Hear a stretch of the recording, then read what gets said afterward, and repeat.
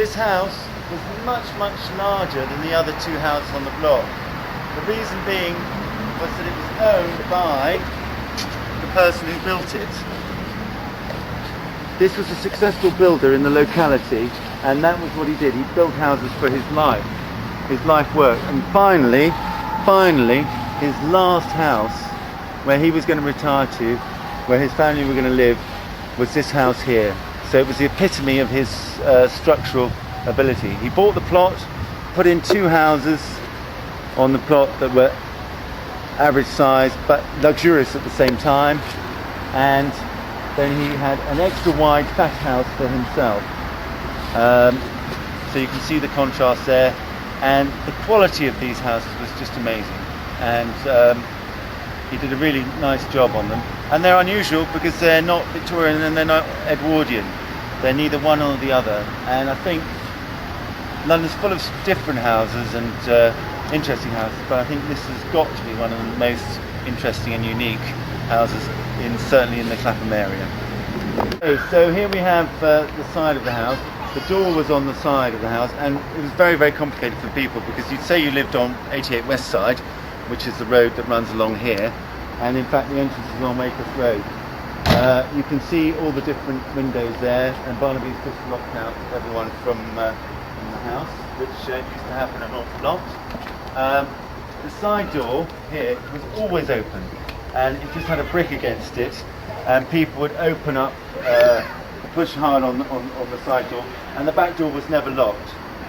People talk about a time in London when the back door was never locked. That for us was until 1979, 1980 maybe.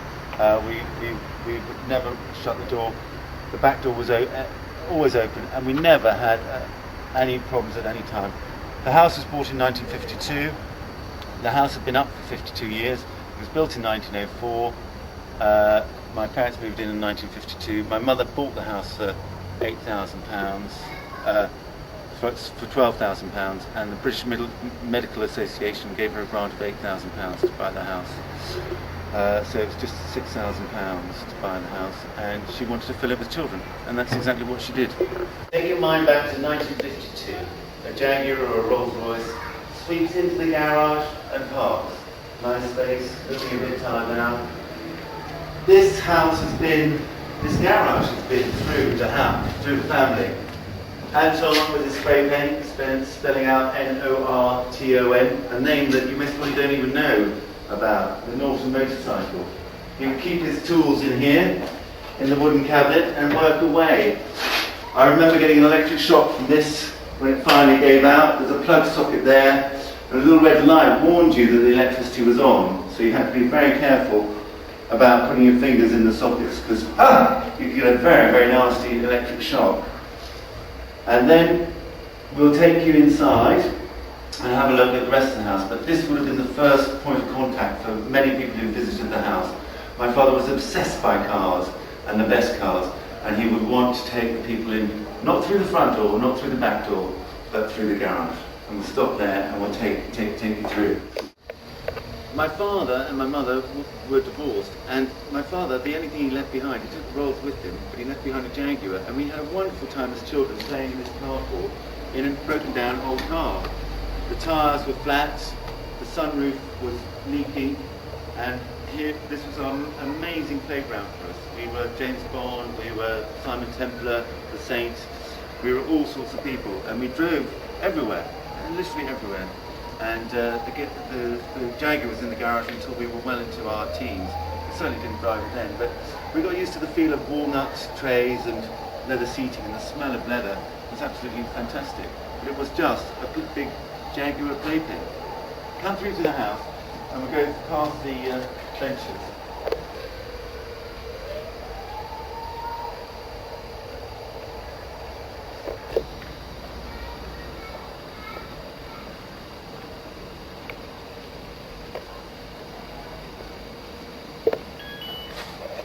Come on through, mind the step as you come. This tree was an amazing place. The sun used to come in, and you can just see the sun playing on the leaves now. The sun used to come into the back garden, and this used to provide a shade for us. We would sit on these stone benches, and we would put the world to right during the afternoons. And then in the evening time, a round table would be rolled out of one of the rooms, set onto a stand, and chairs would be set around the table, and we would talk until midnight, 1 o'clock in the morning, all the time. And here, through these bars didn't used to be here, all the food would be passed back and forth from the larder and the scullery, all the wine, all the brandy, everything we needed to keep a conversation lubricated and interesting. But we'd be here until 1 or 2 o'clock in the morning in the summertime when it's warm.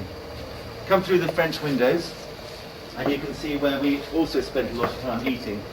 We're a family that ate a lot, and the family that eats together stays together, apparently. So people would come in the back door, and the first thing that they would come to would be the kitchen, and they'd have something to eat and something to drink. My mother was the most generous person, and anyone who came into the house would get something to eat and drink. And then they would end up at the top of the house in one of their bedrooms, or on the floor in their sitting room, one or the other. Very few people managed to leave the house on the day that they arrived, because they would have had too much to drink and too much to eat, and it just wouldn't be possible. But they'd escape the next day. It's not so much escape from cold, it's escape from Clapham. Being lazy people, we really liked the idea that we had a larder here, but we had the loo next door too, so we could actually live down here in the open space and never have to go upstairs at all, which is a real boon. So larder and loo, what more could you want? Lovely. Open the door. There we are. And nice tiled floors so that you didn't have to worry about the mess. There we are.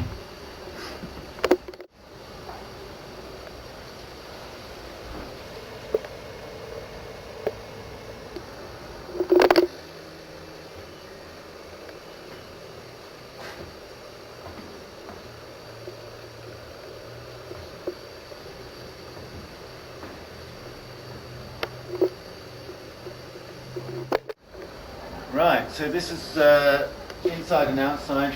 The French windows always were open during the summer, just as they are now. And the sun, you can just see it's afternoon now. It's about 2 o'clock, and the sun is just filtering through here now.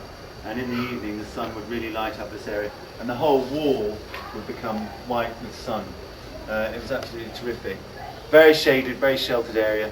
Ideal place for sitting out and talking and having a glass of wine. When my mother died, a friend of mine had left some claret behind, some very expensive wine, and I would sit out here with a book and a bottle of wine and finish off the bottle of wine and then go to bed. Right, so we'll go inside and we'll just have a look at the 2 rooms at the front, and then that will really be the end of the tour, rather than the top of the house being the end of the tour. Here was our favourite room, because on a Sunday we were allowed to have our evening meal, not in the dining room, not in the kitchen, not on a table. There was a bergère sofa there, which we sat on. The television was over in the corner, over there. And we would sit, in fact we would kneel and eat our sandwiches, pretending that the sandwiches were communion, because we had gone to Mass on Sunday. My sister would hand out the quarters of sandwich. Sandwiches would be cut into quarters, and she would say, "Grubs up," and we would say, "Thank you." So instead of "Body of Christ, Amen," we'd say "Grubs up." But we'd all be kneeling down as though we were at the altar receiving our communion. This is the only heat that we used to have in the house, an old radiator, and the boiler is down in the cellar, and of course the boiler was broken. We didn't have the radiators, so we had to have fires with the little glowing bars that you have. Unfortunately, we couldn't afford to run the fires because my mother was left without any money, and so we would wrap ourselves in her fur coats and sit on the sofa in the corner. When a friend would come round, we would get 1 bar of the heater going, and they would be shivering in their seat, keeping their coat on, and we would be taking my mother's fur coats off us because we were boiling hot. So we had to take the coats off us, and we were sweating away with 1 bar on the heater. And this friend who'd come round, condensation was coming out of their mouths. They were shaking, and they never stayed that long.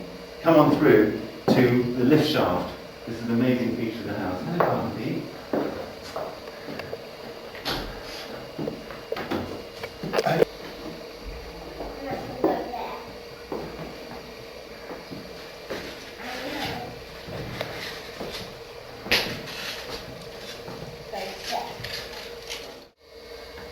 Open this door and you find yourself in the lift shaft.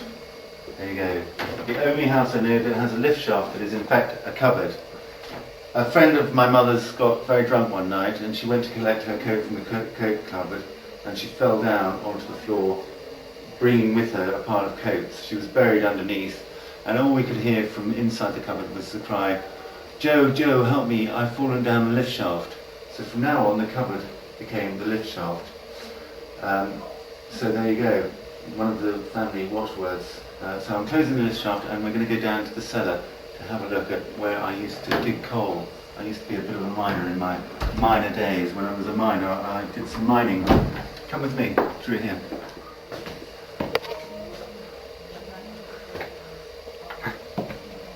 Right. The Arga was a greedy thing. It needed to be fed all the time with coal. And so we had to go down to the cellar in the old days and dig up coal on a daily basis to keep the hungry Arga fueled and hot. It did all our hot water and all our heating, so it had an awful lot of work to do. Come down to the cellar. See where.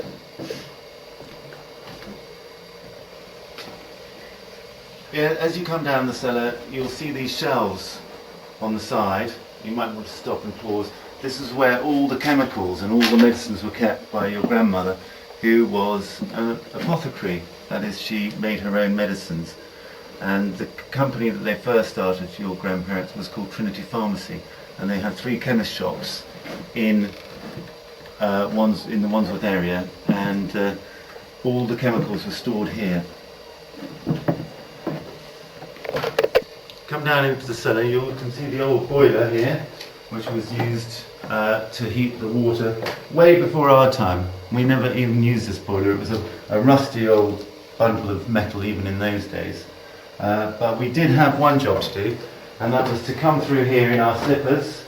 Sometimes we'd wear our pyjamas, come through the cellar. The ceiling seemed so very tall when you were about this small, about 4 years old. I'd come through with my brother Anton, and we come through into this dark room, and we were very scared of the spiders and various other things, but we come down on our own because we were very grown up, or we thought we were, at 4 and 6, and there would be a pile of coal. You can just see here the pile of coal that's left behind this dark patch, and we come through this chute here that's been netted up. And we would have 2 small shovels and a small bucket, and we'd make our contribution to bring the coal up to the house and make our contribution to keeping the house going. So even from an early age we were encouraged to participate and take part. So we were Stone Age men living in Clapham. The miners.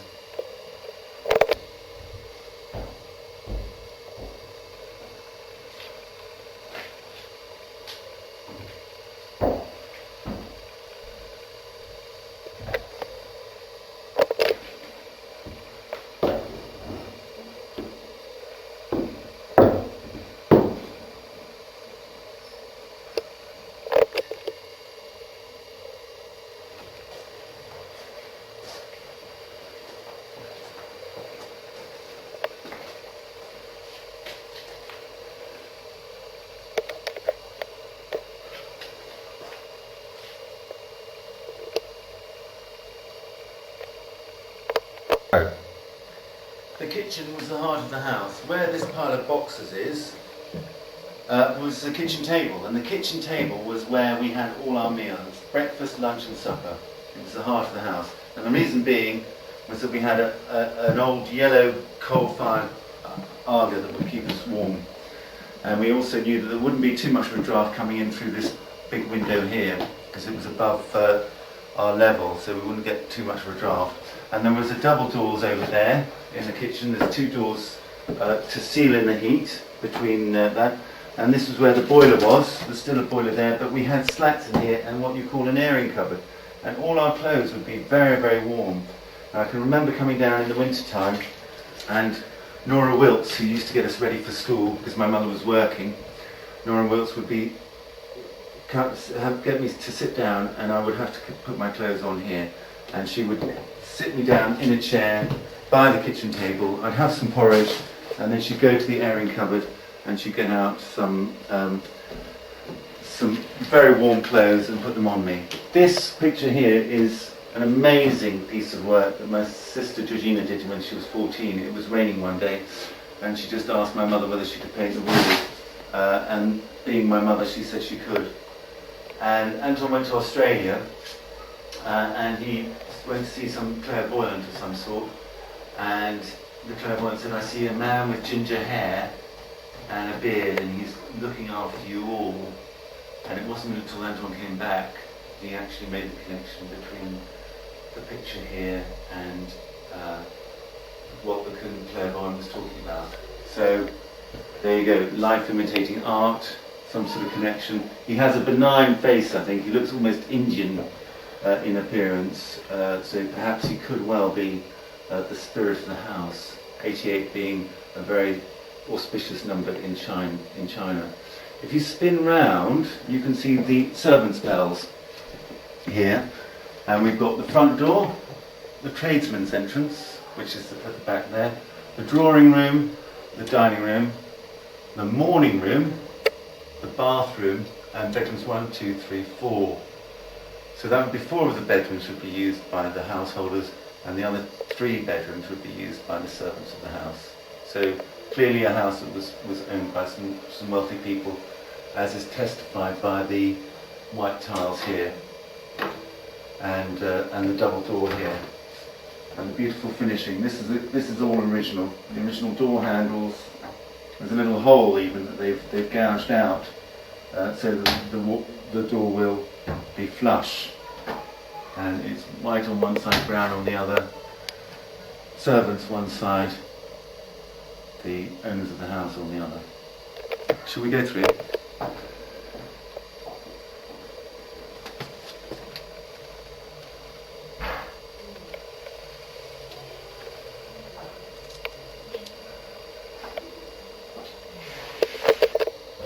If you have a look at the Aga, it's quite a modern Aga actually. It's the 1970s, and Agas haven't changed much in their design. However, the yellow Aga that was here before was very, very temperamental, and you used to actually have the fire in here. The coal would go in the top, so you would lift up this plate with some hooks. You had metal rods with hooks on it. Lift off the plate, put it to one side, pour the coal in, and there would be ash at the bottom, and you would have to rake out the ash every single day and put it into a bucket, and there would be literally a 5 buckets worth of ash every single day from the coal that the Aga would burn. This is a gas-fired one, so it's much more efficient, and it kept us warm. The ceiling of this part here is actually decorated in terrible wallpaper because my elder sisters were having a bath, and they were playing upstairs having a bath, and they let the water run, and the whole ceiling caved in, and my mother needed to get the job done quickly because she was working, and the man came along and said, "I've only got this wallpaper, will you take it?" And she said, "Well, as long as I can have the ceiling back on my kitchen and not have water coming through from the bathroom, I'll be happy." So it rained on the Aga, but that explains the rather sort of 60s ghastly pattern, which I presume he thought was quite trendy. My mother thought it was awful, and we were encouraged never to look up if we could avoid it. Originality is the key of this house, I think, and part of its charm. This was my favourite place because it was a larder, and not many people had larders in their homes. The larder lived here, in this block here of tiling, and this is the scullery. This is where all the hard work was done. This was basically where you had your mangle and your washing woman with her washboard doing all the washing. When my parents moved in, they put every mod con you could think of in here. Dishwasher, washing machine, everything. Every labour saving device that was available on the market, top of the range, my parents had. When they got divorced, we went back to using the 2 sinks. But this is what they call a dainty made set, and it's very 1950s. So it was one of the first and only things that went into the house, the little dainty maid, and I suppose she was a bit dainty for those days, but for sink units these days. She's a bit large, I would have said. So what was dainty then is large now. My next favourite place was this place here, and it's not just the slate, the black slate that's used, and the shelves. It was the fact that these were filled with food. Fiona and I would make large sandwiches, sort of Scooby snacks all the time, and you could just help yourself to whatever you wanted from the larder. And it's a great place. It's still cool now. If you go in there on a summer's day, you will feel cool. And it's got fantastic netting there too. But that's all original. The window and all the netting, all the shelving. These guys who had this house had an immense amount eye for detail. And these supports here, even these are decorated. Even these are beyond the practical. So they used even the top things for their food. And if you think about it, that's the right thing to do. You've got to have the best food. So that was that.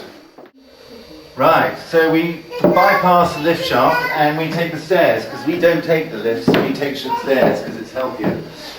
These stained glass windows have survived people throwing things at them, they've survived all sorts. They're the Art Nouveau style, which is really, really terribly unusual for this time. Very, very modern. People would have been horrified, just like they see a modern building and are horrified by that. They think these were ghastly. They're not beautiful or pretty like Victorian stained glass flower windows were meant to be. They're almost like triffids, almost sort of alien-like. One time my mother was completely broke and she didn't think she'd have enough money for the collection on Sunday, and someone squeezed a 5-shilling note through the gap in the window, and that enabled her to have enough money for the collection on a Sunday.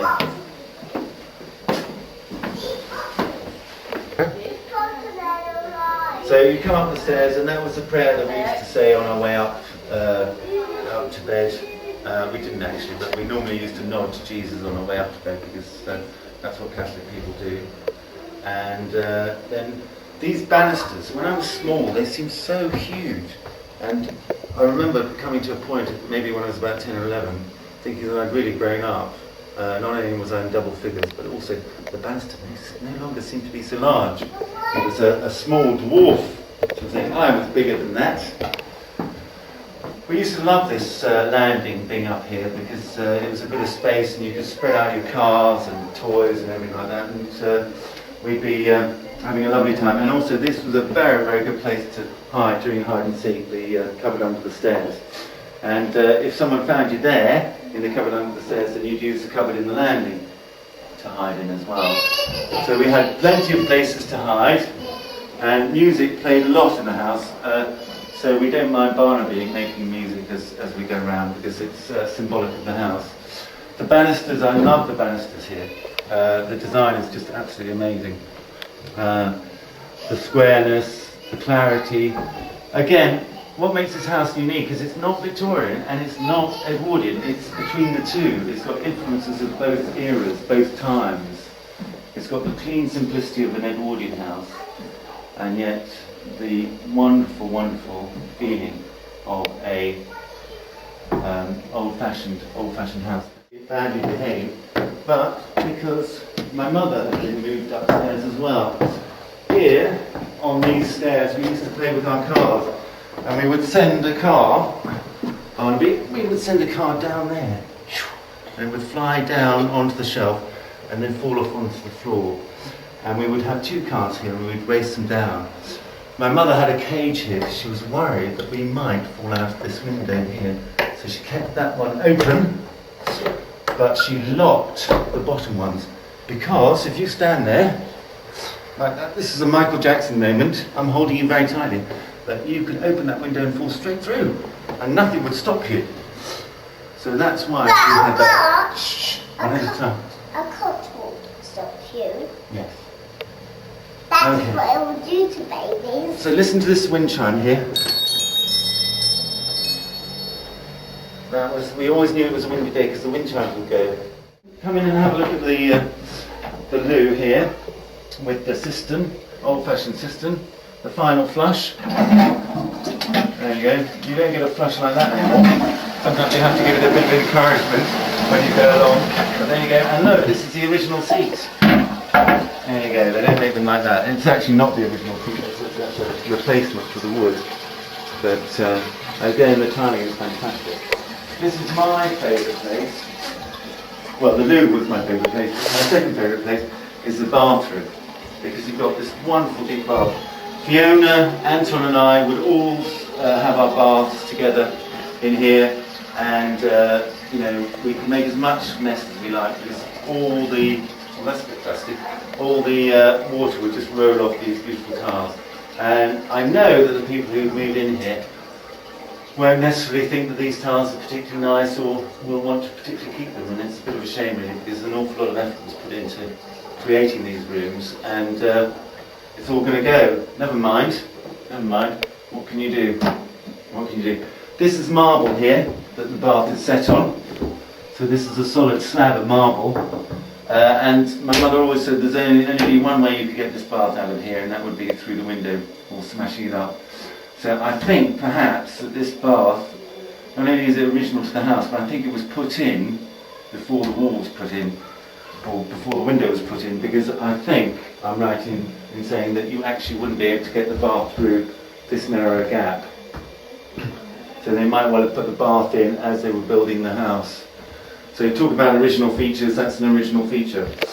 This handle has lasted throughout the time, from Canning Town. This one unfortunately hasn't. But I believe that that's the original bath, and this was a sink that my parents put in the 50s. It looks very much like a 50s adjunct design. And also, it's got a label on here, so that gives it away slightly for any architectural historians trying to fob you off with the fact that it's a Victorian sink. It ain't.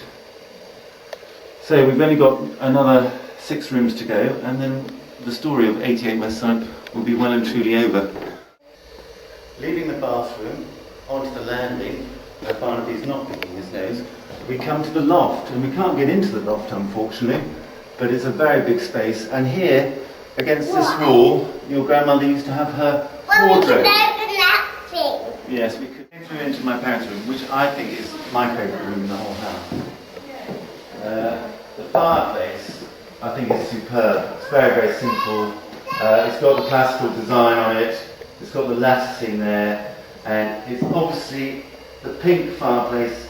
This is a room, and you can see the marble as well. This is a room that the man who built this house built for his wife. It's obviously a woman's room. This is where his wife would get dressed in the morning. This would be her dressing room, and that sort of thing. And what I like about it is the height of the ceiling, the simplicity of the door with the brass plate on it. This brass plate is actually missing. This is new, but you can see the old one. The Mexican hat design there, and the key cover. But this brass plate is very, very simple for Victorian times, although it's got this lovely etching. Everything here is just beautifully, beautifully finished. And the other thing I like about this is the bells. One on the side for the husband, for what he wants, and one on the side for the wife for what she wants. And these are original. They'll most probably be thrown out by the new owners, but you can feel the bakelite there, and these are wooden bells, and they're for the signalling downstairs, in the kitchen, for that box that we saw to let the servants know that their presence was required. Right, so this is this room, and I love the old candle fittings. These are obviously put in the 1950s, but they're not modern enough to detract from the old Victorian style. Then we go into the room where I threw myself out the window at a very early age.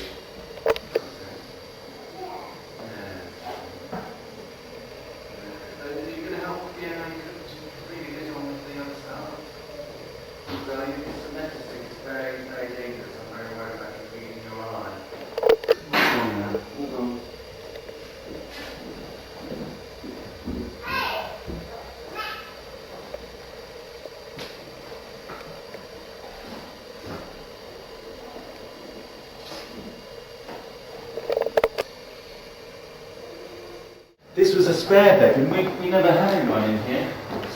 And we use it as a bathroom. And it's got a loo in there, small loo. Just do that quickly.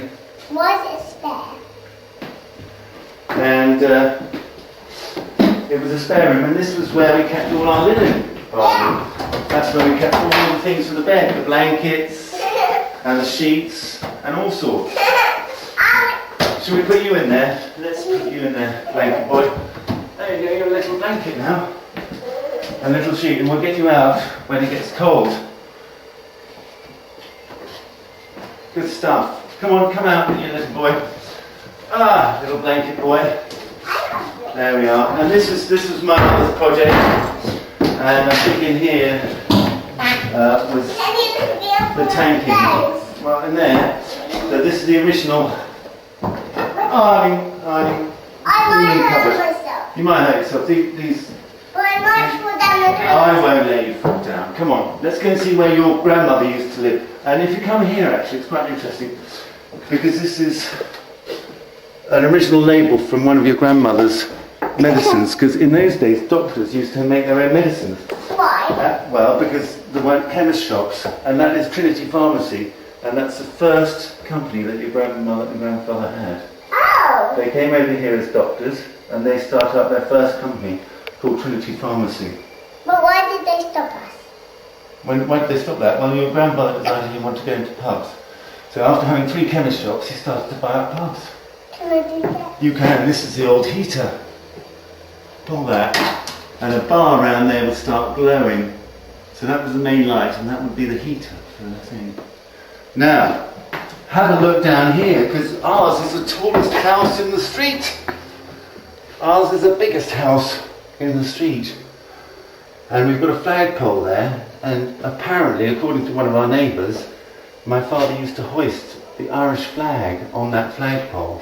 And if you stop up, you will fall 100 way down if you're stuck up the chimney.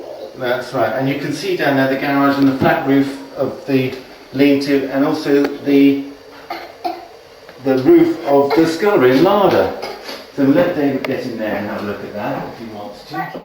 The library, there used to be a very, very big bookcase over there. It's got a beautiful fireplace with blood red marble, and the bay window, and again the radiator with the caning on. And this will all go most probably. They might put a modern radiator behind that, but this is the old-fashioned radiator that they had, and they boxed it up very nicely. And you can see the gas lights. These are the inlets for the gas. So there we have the whole house really. You might want to stand up onto the ceiling to have a look at the design on the top, and also the design over the doorway, which is quite interesting. And that's my drinks cabinet, and that's the only thing I'm taking away from here is my drinks cabinet. Not true, there's quite a lot of stuff going up the loft. Quite a few boxes, don't believe that. And here's a nice little soda bottle here, so we're off to have a whiskey and soda down the pub after this. So thank you very much for coming along on our journey. And Barnaby's on the video too, aren't you? Yeah. Barnaby, on the DVD. So that's it. Thank you very much, David. That's great. We used to use an awful lot of this room here, which we called the breakfast room. It's called the morning room on the Bells. It's got a beautiful fireplace here, and you can see that we had a fire quite recently in here. Beautiful piece of wood. We had a huge dining room table, and we had lots and lots of fun, lots of dinner parties and people to stay. And there was a lovely picture there, which you can just see the outline of there. And basically, it's rather like the imprint that my mother left on this house. It's faded now, it's very strong in there. It's faded away, but really basically she was the house. She fell in love with the house, and she wanted it to be an embodiment of herself. Hello, scooter boy. And this is lovely because it's got a balcony here. It's got one of the old-fashioned radiators in here. So I don't know whether this was put in Victorian time or later. That's a balcony. You can go. Do you want to go out on the balcony? It's quite safe. Do you want to go out? Well, there you go. That's it. Yeah? Okay, good stuff. Lovely. Ha ha ha ha. So this is great because you can just get out onto the balcony and it's a great place to hide. Well, just wait a bit. Patrick, again, there's no ornate fireplaces here, and this one's actually bricked up, as was the one in my mother's room. But you can see the blue tiles here. Very simple. And Patrick painted this cupboard. He painted it purple. And in fact, the whole room was purple at one stage. But even the hooks for the servants' clothes are good quality, solid stuff. Or maybe these will put later. Oh, I don't think so. Here you go, have that. Have that. I'll tell you about your grandmother's bedroom, because this is amazing. Because it had no heating, it still's got no heating, so the people who come and live here will have to get some central heating. But the bell there is there because this is where the servants used to live. And when they had people who worked for them in the house, that bell would ring and let the servants know that they were needed, so they had to go downstairs. And your mother would be in bed in the morning, and all 6 of us, we'd get up in turn, and she'd be pushed out of her bed. Because one person would get in, she'd have to move over, another person would come in, she'd have to move over, another person would move in, and it's rather like there were 3 in the bed, and the little one said, roll over, roll over. And your poor grandmother was the first one out of the bed. And she went down to make our breakfast then. Come through and see where Daddy used to sleep. This is Patrick's room. Your Uncle Pat this way, if you've got rheumatism. Alex's left a bag in here. This is great. So this is the room where my mother died, where your grandmother died. This used to be Georgina's room. Gorgeous Gussie, as we used to call her. The fireplace here is just wonderful. I love the colours. I love the design on it. You know, this is real sort of high, sort of classic style, which the Victorians admired a lot. But at this stage, they'd gone beyond that classical style to the sort of flowery Morrison sort of thing. So when my mother was redecorating the room, she went for the sort of Morrison style wallpaper. These bars don't show you, but there is a flat roof out there, and this is where my sister used to sunbathe on a sunny day, and she would be out there with a book, lying on the flat roof, sunning herself, and we would often join her. So there'd be 3 or 4 of us on an inflated bed, a lie low, and a couple of mattresses. Sometimes she'd take the mattress from her bed and take it through. Next door was my parents' room, and that is really my favourite room in the whole place.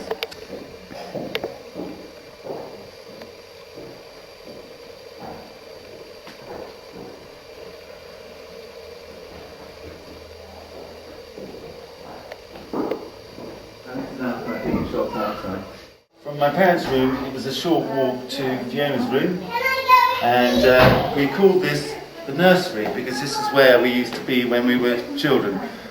My parents would be next door, and this would be clearly where they keep the children under control. There's a nice little cupboard here for all the children's clothing and all that sort of thing. And here we have the fireplace where I think there was a fire kept going in the grate to keep us warm. My cot was here, and one of the bars of the cot worked its way out, or I worked it out. So the cot was turned around against the wall. One day I pushed the cot I was having a nap and I got up, I pushed the cot away from the wall, slid under the cot, climbed up onto this window shelf. The window was open, I presume it was summer, and I fell from this place down onto the floor, down into the garden, which was a drop of, I suppose, 12 feet, something like that. But I lived to tell the tale because I landed on my bottom, so I was fine. I landed on my nappy, and I walked round and banged furiously on the door of the surgery, and my mother let me in. Hello, Barnaby, we're doing a film for you about your granny's house. This is young Barnaby. How old are you, Barnaby? 3. Well, when I was about your age, when I was about your age, I fell out of this window. Why? And well, because I got out of my cot and I shouldn't have done. And I fell all the way down the stairs. All the way down. Not down the stairs, but down the length of the stairs. So if you go down those stairs, you'll see how far I jumped. Or fell, one or the other. Let's go through to the last room, and this is where Anton and I used to sleep together when we were growing up. He likes to turn round. Yeah. Do.